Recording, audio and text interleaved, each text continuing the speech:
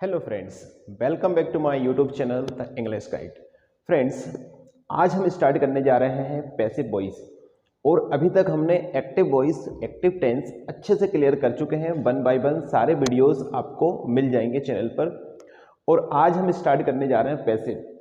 Passive voice एक ऐसा chapter है जिसमें कई बार बच्चे कंफ्यूज होते हैं, चाहे वो बोर्ड एग्जाम्स की बात हो, 10th 12th, not only MP board, Rajasthan board, UP board, आप किसी भी बोर्ड से आप एग्ज़ाम दे रहे हो बोर्ड एग्ज़ाम के, तो उसमें कन्फ्यूज़न रहता है। या फिर बात करें किसी कॉम्पिटिटिव एग्ज़ाम की, तो वहाँ पर भी पैसिव वॉइस के सेंटेंस बनते हैं। सो फ्रेंड्स, आज मैं कोशिश करूँगा कि आपको पैसिव वॉइस एक ही वीडियो में अच्छे से क्लियर हो जाए। सो फ्रेंड्स, स्टार्ट करते हैं विदाउट डिले। देखिए, सबसे पहले हम जान लेते हैं कि पैसिव वॉइस होते क्या हैं, क्योंकि कई बार आपने देखे होंगे कि YouTube पर भी बहुत सारे वीडियोस डले हैं जिसमें बहुत ज़्यादा कचरा कर दिया जाता है, बहुत ज़्यादा कन्फ्यूज़न क्रिएट किया जाता है और उसमें स्टूडेंट्स सीखने के बजाय जो सीखा हुआ है उसको भी भूल जाते हैं। तो सबसे पहले तो आपको बेसिक समझना होगा कि एक्टिव वॉइस और पैसिव वॉइस होते क्या है। तो देखिए फ्रेंड्स, बिल्कुल सीधी सी लैंग्वेज में लिखा है, सिंपल सी भाषा में लिखा हुआ है, active voice and passive voice होते क्या है। देखिए, एक्टिव वॉइस में क्या होता है, सेंटेंस स्टार्ट विद सब्जेक्ट। अगर सेंटेंस सब्जेक्ट से स्टार्ट हो रहा है तो वो एक्टिव वॉइस होगा। अब यहाँ पर पैसिव वॉइस में क्या होता है friends, sentence starts with object. अगर सेंटेंस ऑब्जेक्ट से स्टार्ट हो रहा है तो वो पैसिव वॉइस होगा। 99% ऐसा ही होता है। अब देखिए फ्रेंड्स, अब आप मान सकते हैं कि इस एक्टिव सेंटेंस में जो सब्जेक्ट होता है, सब्जेक्ट जो होता है वो हीरो होता है। सब्जेक्ट हमारा हीरो होता है किसमें, एक्टिव सेंटेंस में।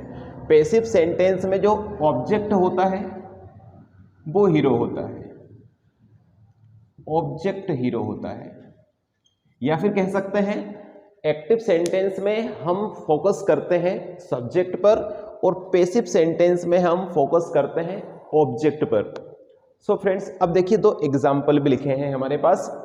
मम्मी खाना बनाती है, इसमें इस सेंटेंस में मम्मी पर हम फोकस कर रहे हैं, मम्मी खाना बनाती है। नेक्स्ट सेंटेंस में क्या लिखा, खाना मम्मी के द्वारा बनाया जाता है। अब फ्रेंड्स, इसमें और इस सेंटेंस में डिफरेंस क्या है, इसमें खाने पर हमने फोकस किया है, ऑब्जेक्ट पर, और इस सेंटेंस में हमने मम्मी को मेन बताया है, सब्जेक्ट मम्मी है, यहाँ पर मम्मी पर फोकस किया है हमने। तो यहाँ पर एक्टिव सेंटेंस और ये पैसिव सेंटेंस। अब देखो फ्रेंड्स, इसको पहले हम ट्रांसलेट कर लेते हैं और फिर मैं बताऊंगा रूल बाय रूल किस तरह से आप बहुत आसान तरीके से पैसिव को बना सकते हैं एक्टिव से पैसिव। सो देखिए, मम्मी खाना बनाती है, मदर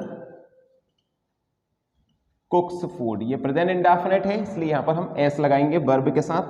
मदर्स कुक्स फूड, खाना मम्मी के द्वारा बनाया जाता है। अब यहां पर ऑब्जेक्ट से स्टार्ट करेंगे, फूड इज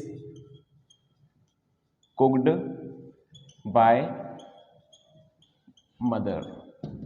अब देखिए, यहां पर ये ट्रांसलेट तो हो गया, लेकिन प्रॉब्लम कहां आती है बच्चों को, स्टूडेंट्स को, कि ये ट्रांसलेट कैसे हुआ, यहाँ इज कैसे हुआ, यहाँ पर थर्ड फॉर्म क्यों है, ये बाय क्यों है यहाँ पर। तो ये सारी चीज़ को हम अच्छे से अब समझ लेते हैं। सो फ्रेंड्स, अभी मैंने यहाँ पर मेंशन किया है एक गुरु मंत्र। सबसे पहले पैसिव में आपको एक गुरु मंत्र दिमाग में बैठा लीजिए कि यहाँ पर पैसिव को हमको बनाने के लिए be plus third form, be action की थर्ड फॉर्म, वर्ब के साथ थर्ड फॉर्म। दुनिया का कोई सा भी सेंटेंस हो, कैसा भी सेंटेंस हो, अगर सेंटेंस को एक्टिव से पैसिव में बनाना है तो आपको बी का होना बहुत जरूरी है। पैसिव बिना बी का पैसिव नहीं होता, तो पैसिव के सेंटेंस में बी का होना बहुत जरूरी है। तो गुरु मंत्र क्या है, be plus third form. So friends, देखिए यहाँ पर मैंने कुछ सेंटेंसेस मेंशन किए हैं आपको समझाने के लिए कि एक्चुअल में एक्टिव से पैसिव में कैसे ट्रांसलेट करते हैं बड़े आसान तरीके से। तो देखिए, यहाँ पर जो कुछ सेंटेंसेस लिए हैं ये सारे ही एक ही टेंस के हैं, प्रेजेंट इंडेफिनिट के। अभी अगर आपने प्रेजेंट इंडेफिनिट को समझना सीख लिया तो आप बाकी सेंटेंस जो होते हैं, बाकी टेंसेस, वो भी बड़ी आसानी से समझ लेंगे। तो देखिए फ्रेंड्स, यहाँ पर जितने भी सारे सेंटेंसेस लिखे हैं मैंने एक्टिव में लिखे हैं, ये सारे एक्टिव सेंटेंस हैं। और अब हम इनको चेंज करने जा रहे हैं पैसिव में। सबसे फर्स्ट लिखा है ही स्पीक्स इंग्लिश। वह इंग्लिश बोलता है। अब यहाँ पर हमें पैसिव में चेंज करना है इसको, तो सबसे पहले एक रूल काम करेगा फ्रेंड्स, एक्टिव से अगर सेंटेंस को पैसिव में ले जाना है तो सब्जेक्ट को ऑब्जेक्ट के स्थान पर और ऑब्जेक्ट को सब्जेक्ट की जगह पर, ठीक है। सब्जेक्ट जो होता है हमारा, देखिए subject plus helping verb plus main verb plus object, ये एक्टिव में होता है। अब पैसिव में क्या होता है, object plus helping verb plus main verb की third form plus by plus subject. ये जो रूल है ये आपको हमेशा ध्यान में रखना है। अब देखिए ये जो इंग्लिश लिखा हुआ है तो यहाँ पर ये ऑब्जेक्ट है इंग्लिश। अब देखिए हेल्पिंग वर्ब कौन सी यूज करें, सबसे बड़ा क्वेश्चन। अगर प्रेजेंट इंडेफिनिट है तो आपको हेल्पिंग वर्ब हमेशा लगाना है इज, एम, आर।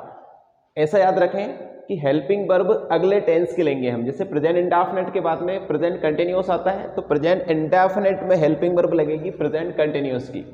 तो यहाँ पर इज, एम, आर, बी है हमारा, इज, एम, आर, बी होता है friends. English is spoken by, अभी जो ही है, ही का हम यहाँ पर ऑब्जेक्ट फॉर्म हिम करेंगे फ्रेंड्स। अब यहाँ पर प्रॉब्लम आती है कि जो ही है ये हिम कैसे हुआ। देखिए ही सब्जेक्ट फॉर्म होता है, सब्जेक्टिव केस, और हिम ऑब्जेक्टिव केस होता है। तो यहाँ पर जो ही है इसको हमें ऑब्जेक्ट की जगह पर लेकर जाना है, तो ऑब्जेक्ट की जगह पर जाएगा तो वो सब्जेक्ट बनकर नहीं जाएगा, ऑब्जेक्ट बनकर ही जाएगा। तो आपको कुछ ये चीज़ें याद रखनी है। आई का पैसिव जब बनाते हैं तो मी होता है, यू का ऑब्जेक्ट फॉर्म यू ही होता है, बी का अस, दे का देम, ही का हो जाएगा हिम, सी का हर। सो ये कुछ चेंजेस फ्रेंड्स आपको याद रखने हैं बस। English is spoken by him, English उसके द्वारा बोली जाती है। नेक्स्ट सेंटेंस है रिया प्लेस क्रिकेट। रिया क्रिकेट खेलती है, और जब पैसिव बनाते हैं तो रिया के द्वारा क्रिकेट खेला जाता है। तो यहाँ पर जो क्रिकेट है इसको हम स्टार्टिंग में रखेंगे, cricket is played by, Riya को लास्ट में रखेंगे, Riya, cricket is played by Riya. Next, they teach English, वे इंग्लिश पढ़ाते हैं, अंग्रेजी पढ़ाते हैं, और अंग्रेजी उनके द्वारा पढ़ाई जाती है। यहाँ पर इंग्लिश इज, टीच की third form friends taught by, और दे का क्या होगा change, them. English is taught by them. She reads the Ramayana, वह रामायण पढ़ती है और रामायण उसके द्वारा पढ़ी जाती है। आर्टिकल लगा है तो साथ में ले लेंगे हम इसको ऑब्जेक्ट पे, द रामायण इज, अब रीड की थर्ड फॉर्म रेड बाय, सी का हम यहां करेंगे हर। सो फ्रेंड्स आई होप कि आपको क्लियर हो गया होगा कि प्रेजेंट इंडेफिनिट में ज़्यादातर किस तरह से सेंटेंस बनते हैं। अब देखिए अगर दूसरे टेंसेस के होंगे तो बस उसमें चेंजेस क्या होना है, हेल्पिंग वर्ब। जैसे अगर कंटिन्यूअस होगा तो यहाँ पर helping verb is, am, are तो यूज होगी ही, बीइंग का यूज हो जाएगा। अगर सेंटेंस पास्ट का होगा तो वॉज वर्ब का यूज हो जाता है। तो फ्रेंड्स अभी हम पार्ट 1 है ये, और कोशिश करूंगा कि मैं इसका पार्ट 2 भी जल्द लेकर आऊं आपके लिए, ताकि सारे कंफ्यूजन दूर हो सके, पैसिव आपको अच्छे से क्लियर हो सके। और एक और चीज पैसिव में फ्रेंड्स, जरूरी नहीं कि हम बाय हमेशा यूज करें, क्योंकि स्पोकन में अगर हम जब बोलते हैं तो बाय का यूज बहुत कम होता है। जैसे फॉर एग्जांपल अगर सेंटेंस है चाय बन रही है, अब इसमें टी इज बीइंग प्रिपेयर्ड, या चाय बनाई जाती है, टी इज प्रिपेयर्ड। अब यहाँ पर फ्रेंड्स बाय का यूज ही नहीं हुआ। कई बार फ्रेंड्स स्टूडेंट्स इतने कंफ्यूजन में हो जाते हैं कि बाय अगर होता है तो ही पैसिव है। स्पीकिंग एक अलग चीज़ है, और एग्जाम में आपसे इस तरह के सेंटेंस पूछे जाते हैं, लेकिन जब हम नॉर्मल कन्वर्सेशन करते हैं, बातचीत करते हैं, तो उसमें स्पोकन में बाय का रोल बहुत कम होता है। जैसे रोड बन रहा है, खाना बन रहा है, आपको बुलाया जाएगा, पैसिव पढ़ाए जा रहे हैं, इसमें सब्जेक्ट का रोल ही नहीं है तो बाय का यूज भी नहीं होगा। इस तरह के सेंटेंस किस तरह से बनते हैं ये भी हम नेक्स्ट वीडियो में देखेंगे। सो फ्रेंड्स आज के लिए काफ़ी है इतना। वीडियो अगर अच्छा लगे तो लाइक करें, शेयर करें और चैनल को अभी तक सब्सक्राइब नहीं किया है तो please subscribe my channel. Thank you so much.